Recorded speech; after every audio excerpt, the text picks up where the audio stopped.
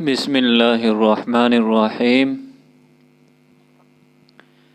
آپ نے گزشتہ کل پڑھا اور جانا کہ حضرت یوسف علیہ السلام نے ہیلے سے اپنے بھائی بنیامین علیہ السلام کو روک لیا، اور جب بنیامین علیہ السلام ان کے پاس رک گئے تو بھائیوں نے مشورہ کیا کہ اب کیا کیا جائے۔ وہ بہت زیادہ پریشان ہوئے کہ کس منہ سے وہ گھر لوٹیں گے، کیونکہ انہوں نے والد صاحب سے وعدہ معاہدہ کیا تھا کہ بنیامین کو ہر حال میں اپنے ساتھ لے کر کے گھر لوٹیں گے، لیکن یہاں معاملہ کچھ اور پیش آ گیا، جس کی وجہ سے اب انہیں شرمندگی بھی ہوئی اور وہ ان کو لے کر واپس نہیں لوٹ سکتے ہیں۔ چنانچہ بڑے بھائی نے گھر جانے سے انکار کر دیا، کیونکہ اس سے پہلے انہوں نے یوسف علیہ السلام کے سلسلے میں حضرت یعقوب علیہ السلام کو تکلیف پہنچائی۔ اب کیا وہ بنیامین کے سلسلے میں ان کو تکلیف پہنچائے گا؟ یہ ساری باتیں ان کے ذہنوں میں گردش کر رہی تھیں۔ چنانچہ بڑے بھائی نے جب جانے سے انکار کر دیا اور کہا کہ بھائیوں سے کہا، دیکھو تم جاؤ اور ان سے کہنا کہ آپ کے بیٹے نے چوری کر لی ہے، اور ہم اسی چیز کے بارے میں بول سکتے ہیں اور جان سکتے ہیں جو ہم نے دیکھا ہے، مشاہدہ کیا ہے، اور باقی غیب کی چیزوں کے بارے میں ہم تو جاننے والے نہیں ہیں۔ وہ لوگ گئے اور اس کے بعد جو ہے والد صاحب کو اس کی خبر دی۔ یعقوب علیہ السلام کیونکہ نبی تھے، وہ سمجھ گئے کہ ہو سکتا ہے اس میں اللہ کا کوئی مصلحت، اللہ تبارک و تعالیٰ اس میں ہو سکتا ہے اللہ کی کوئی مصلحت ہو، جس سے کوئی ایسی چیز ہے جو مضمر ہے، اللہ تبارک و تعالیٰ اس کو پوشیدہ نہیں رکھنا چاہتا اور اس کو بلکہ بالکل عیاں کرنا چاہتا ہے۔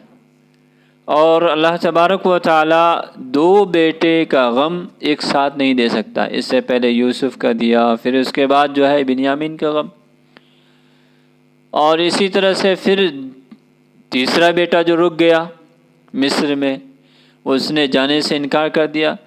تو یہ تینوں ایک ساتھ تین بیٹے کے جو ہے غم کو اللہ تبارک و تعالیٰ ایک ساتھ نہیں دے سکتا ہے۔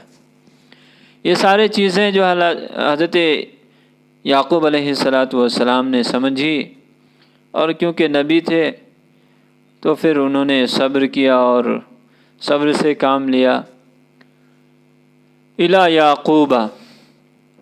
یعقوب علیہ السلام کے پاس، وتحیر الاخوة کیف یرجعون الی ابیہم، بھائی پریشان ہو گئے کہ وہ کیسے اپنے والد کے پاس لوٹیں۔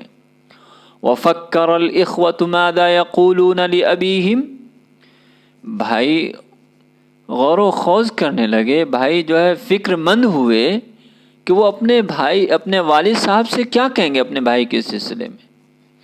انہم فجعوہ امس فی یوسف، گزشتہ کل انہوں نے یوسف علیہ السلام کے سلسلے میں سخت تکلیف پہنچائی۔ افیفجعونہ اليوم فی بنیامین، کیا وہ آج بنیامین کے سلسلے میں بھی تکلیف پہنچائے گا؟ کیا وہ آج ان کو بنیامین کے سلسلے میں تکلیف پہنچائیں گے؟ فجع یفجع، فجعن کے معنی سخت تکلیف پہنچانا۔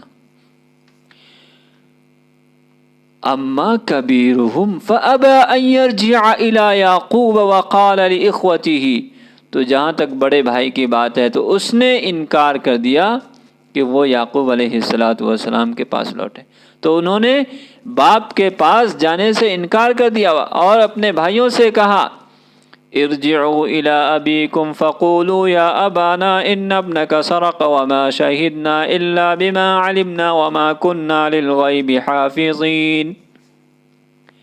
اپنے والد کے پاس لوٹو اور ان سے کہو اے ابا جان آپ کے بیٹے نے چوری کر لی، آپ کے بیٹے نے چوری کی، وما شہدنا الا بما علمنا، اور ہم انہی چیزوں کی گواہی دے سکتے ہیں جس کو ہم نے جانا، اور ہم غیب کی حفاظت کرنے والے نہیں ہیں۔ ولما سمع یعقوب قصة علم ان اللہ یدن فی ذلک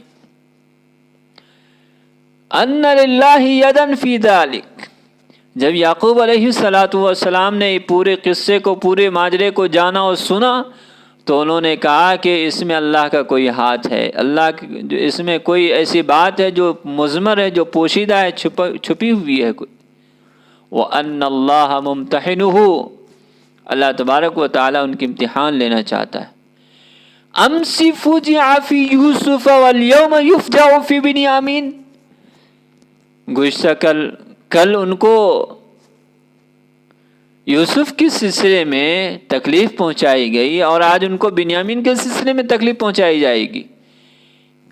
ان اللہ لا یجمع علیہ مصیبتین، اللہ تبارک و تعالی ان کے اوپر دو مصیبتوں کو ایک ساتھ جمع نہیں کرے گا، انہیں دو مصیبت ایک ساتھ نہیں دے گا۔ ان اللہ لا یفجعہ فی ابنین، اللہ تبارک و تعالیٰ ان کو دو بیٹے کا غم ایک ساتھ نہیں دے گا۔ ان اللہ لا یفجعہ فی ابنین کیوسف و بنیامین، اللہ تبارک و تعالیٰ ان کو دو بیٹے کے غم نہیں دے گا یوسف اور بنیامین کی شکل میں ایک ساتھ۔ ان للہ فی ذلک یدن خفیۃ، اس میں اللہ تبارک و تعالیٰ کا مخفی ہاتھ ہے، اس میں اللہ تبارک و تعالیٰ کا کوئی پوشیدہ ہاتھ ہے۔ ان للہ فی ذلک حکمۃ مخفیۃ، اور اس میں اللہ تبارک و تعالیٰ کا جو ہے مخفی، اللہ کی مخفی حکمت ہے، پوشیدہ حکمت ہے۔ ان اللہ لم یزل یمتحن عبادہ ثم یسرہ وینعم علیہم، اللہ تبارک و تعالیٰ مسلسل اپنے بندے کے امتحان لیتا ہے، اپنے بندے کی آزمائش کرتا ہے، پھر ان کو خوش کرتا ہے اور انہیں انعام سے نوازتا ہے۔ ثم ان الابن الکبیر بقی فی مصر ایضا، پھر بڑا لڑکا بھی مصر میں رہ گیا۔ وابى ان يرجع الى کنعان، اور اس نے کنعان جانے سے انکار کر دیا، اور اس نے کنعان لوٹنے سے انکار کر دیا۔ افیفجع فی الثالث ایضا، کیا تیسرے کے سلسلے میں ان کو تکلیف دی جائے گی؟ وقد فجع من قبل فی اثنین، اور اس سے قبل ان کو دو کے سلسلے میں تکلیف دے دی گئی ہے، ان کو غم دے دیا گیا ہے۔ ان ھذا لا یکون، یہ ہرگز نہیں ہو سکتا۔ وَهُنَا اطْمَأَنَّ یعقوب وقال، یہاں یعقوب علیہ السلام مطمئن ہو گئے اور کہا عَسَى اللَّهُ أَن يَأْتِيَنِي بِهِمْ جَمِيعًا إِنَّهُ هُوَ الْعَلِيمُ الْحَكِيمُ۔ عَسَى اللَّهُ أَن يَأْتِيَنِي بِهِمْ جَمِيعًا إِنَّهُ هُوَ الْعَلِيمُ الْحَكِيمُ۔ ان قریب اللہ تبارک و تعالیٰ ان سب کو ایک ساتھ لے کر آئے گا، ایک ساتھ لے کر کے اللہ تبارک و تعالیٰ ان قریب ان تمام کو ایک ساتھ لے کر آئے گا، ان تمام کو ایک ساتھ ملاقات کرائے گا۔ انہ هو العلیم الحکیم، وہ جاننے والا اور حکمت والا ہے۔ یہاں پہ یہ سبق کمپلیٹ ہو گیا۔ اب اس کے بعد انشاءاللہ ہم جانیں گے کہ تیسرا بیٹا بھی رک گیا، بڑا بیٹا بھی رک گیا بنیامین اور یوسف، یہ تو تینوں کے جو ہے وہی ہیں۔ اب کیسے یہ راز فاش ہوا اس کو ہم اگلے سبق میں انشاءاللہ جانیں گے۔